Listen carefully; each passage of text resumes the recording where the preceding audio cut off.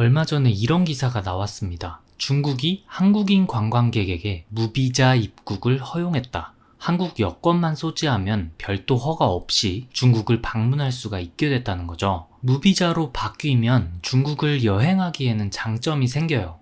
원래 비자를 발급하는데 비용이 6만 원 정도가 드는데 이 비자 발급 비용이 들지 않으니까 여행 경비가 절약되고요. 그리고 비자 발급되기까지 시간이 원래 일주일쯤 걸리거든요. 이걸 기다리지 않아도 되는 장점도 있어요. 그래서 국내 여행업체들의 기대감도 커지고 있습니다. 그런데 중국이 왜 뜬금없이 한국에게 무비자를 허용해줬나 생각해 볼 필요가 있겠죠. 얼마 전에 한국인이 중국에서 구속되는 일이 있었습니다. 한국인이 중국 법을 어겨서 중국에서 구속되는 일은 그동안 많았지만 이번에는 좀 다른 게 반간첩법으로 구속된 첫 번째 사례였거든요. 중국의 무비자 허용이 이와 관련이 있을 수도 있어서 정리해봤습니다.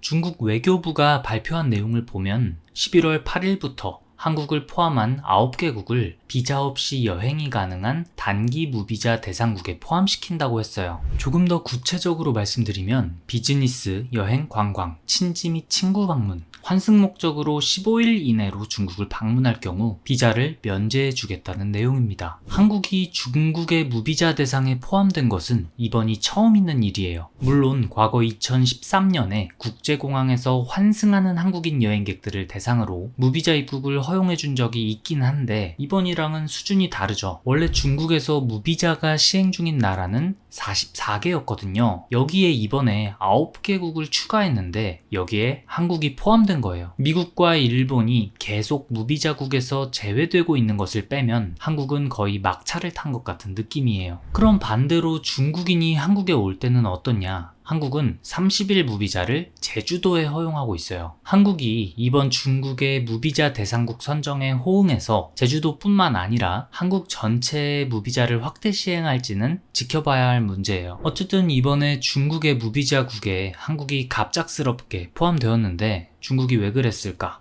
거론되고 있는 다른 이유가 한 가지 있어요. 중국이 반중 감정 악화를 사전 차단해보겠다는 내용이에요. 처음에도 말씀드렸듯이 최근에 한국인이 중국에서 반간첩법으로 구속이 됐거든요. 지금까지 중국에 있는 한국인들이 중국 법을 어겨서 구속되는 일은 많긴 했어요. 하지만 반간첩법으로 구속되는 것은 이번이 첫 사례입니다. 그럼 반간첩법이라는 게 무슨 법이냐? 반간첩법은 작년 7월부터 개정 시행을 한 법이에요. 원래 있던 법을 작년에 확대 개정을 했는데요. 어떻게 개정을 했냐면 간첩 행위에 이 문구를 명시했습니다. 기밀 정보 및 국가 안보와 이익에 관한 문건, 데이터 등에 대한 정탐, 취득, 매수, 불법 제공. 이게 뭐가 그렇게 특별한가 싶죠. 그런데 악마는 항상 디테일에 숨어 있어요. 문구를 읽어보면 기밀정보 및 국가안보와 이익이라고 되어 있는데 기밀정보와 국가안보와 이익을 규정하는 권한이 누구에게 있을까요? 중국 당국에게 있습니다. 한마디로 마음 먹고 걸면 무조건 걸릴 수 있는 법이 만들어진 거죠. 인터넷 검색과 자료 저장, 촬영 등 모든 부분에서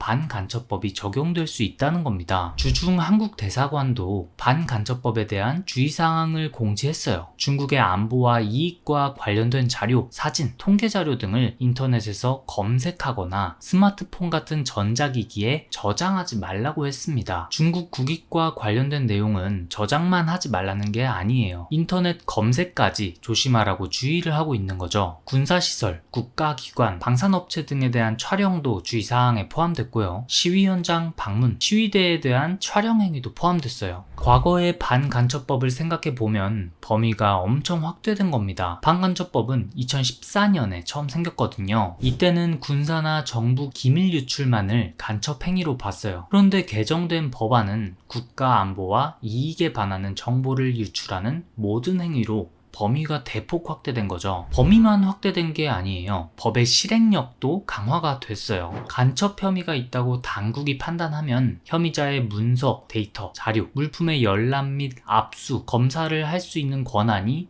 법에 명시가 됐어요. 의심만으로도 휴대전화를 불시에 검문할 수 있고 증거가 없어도 의심스러운 정황만 있으면 구류 처분이 가능해진 거죠. 처음에 구속이 됐다고 말씀드린 한국인은 삼성전자 반도체 부문에 근무했던 사람이에요. 그러다가 2016년 중국 반도체 기업 창신메모리로 직장을 옮긴 후에 해고된 뒤 이직한 사람입니다. 구속된 이유를 보면 중국 국가안전국은 이 사람이 창신메모리에 근무할 때 반도체 관련 정보를 한국으로 유출했다고 밝히고 있어요. 군사시설, 국가기관, 방산업체 관련 정보가 아니라 반도체 관련 정보를 유출했다고 반간첩죄를 적용한 거예요. 그리고 중국에 새롭게 시행된 법이 하나 더 있습니다. 올해 7월에 홍콩보안법이라는 것도 시행을 했어요. 홍콩보안법도 반간접법이랑 적용 범위가 비슷하거든요. 정확히 어떤 내용이냐면 외세와 결탁할 경우 14년, 외세와 함께 허위 또는 오해의 소지가 있는 정보를 퍼뜨리면 10년까지 징역형을 내릴 수 있게 되는 법이에요. 이것도 자세히 보시면 규정이 명확하지가 않습니다. 허위 또는 오해의 소지가 있는 정보를 퍼뜨린다. 이 문구를 보면 그냥 마음 먹고 걸면 걸리는 규정이에요. 홍콩 보안법에 해당되면 법원의 영장도 필요 없어요. 검찰의 기소 없이도 체포될 수가 있습니다. 변호사도 제한될 수가 있어요. 그리고 이 법안의 핵심은 38조에 있습니다. 38조가 뭐냐면 홍콩 영주권이 없는 사람이 홍콩 밖의 지역에서 이 법이 정하는 범죄를 저지를 때도 적용된다는 구절이에요. 한마디로 전 세계 어느 국가 사람이든지 처벌을 할 수 있는 법안이 된 거죠. 예를 들어서 한국인이 한국에서 네이버 개인 블로그에 홍콩과 중국을 욕했다. 이래도 처벌이 가능한 거예요. 물론 한국에 거주하는 사람을 어떻게 할 수는 없어요. 하지만 중국이나 홍콩을 방문하거나 경유할 경우에 체포가 가능해지는 거예요. 여기에 실행력을 강화하는 규정도 개정이 돼서 이제 중국 공안기관이 언제든지 영장 없이 숙소, 휴대전화, 노트북 등의 불심 검문을 할 수 있는 권한이 명시가 됐어요. 이게 중국에 가서 유튜브를 보려고 해도 문제가 될 수 있습니다. 중국은 유튜브, 구글, 페이스북, 인스타그램이 모두 막혀있는 나라죠. 데이터 로밍 같이 사전 작업을 하지 않고 중국에 가면 지금까지 쓰던 핸드폰의 앱 대부분이 먹통이 된다고 보면 돼요. 만약 유튜브를 보기 위해 VPN을 다운로드 했는데 이게 불심 검문에서 확인이 된다? 문제가 커질 수 있는 겁니다. 올해 6월에 한국 정부 차원에서 중국 방문객에 대해서 주의사항이 나왔거든요. 뭐라고 나왔냐면 불심 검문을 당했을 때는 중국 측 법 집행인과 언쟁을 삼가고 즉시 외교부 영사 콜센터나 주중 대한민국 대사관 등에 알려 영사 조력을 받는 것이 중요하다 예요.